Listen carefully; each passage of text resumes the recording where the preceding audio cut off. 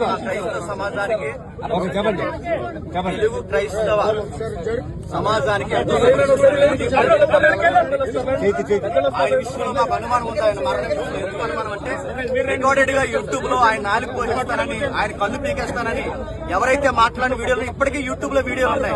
మొదలు ఎవరైతే ఉన్నారో నువ్వు ఎలా బతుకుతారో మేము చూస్తారని ఆయన డైరెక్ట్ వార్నింగ్ ఇచ్చాడు. నెల క్రితం కూడా ఆయన ఏమన్నాడంటే నాకు ప్రాణ సంకటం ఉంది, నాకు ప్రాణ భయం ఉంది, నాకు ఆయనకి ఏదైతే ఉందో ఆయనకి ఇబ్బంది కలుగుతుందని ఆయన స్వయంగా ఆయన ఫేస్బుక్ ఐడీలో ఆయనే పోస్ట్ చేశారు.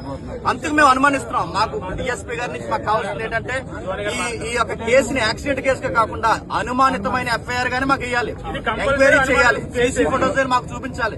మా దగ్గర ఉన్న వీడియోస్ ఎవరెవరైతే ఆయనకు వార్నింగ్ ఇచ్చారో, ఆయన భూమి మీద లేకుండా చేస్తామని ఎవరైతే అన్నారో ఆ వీడియోస్ అన్ని మా దగ్గర ఉన్నాయి. ఆ వీడియోస్ అన్ని మేము డిపార్ట్మెంట్ కి ఇస్తున్నాం. ఇది క్రైస్తవ సమాజానికి చాలా పెద్ద గాయం.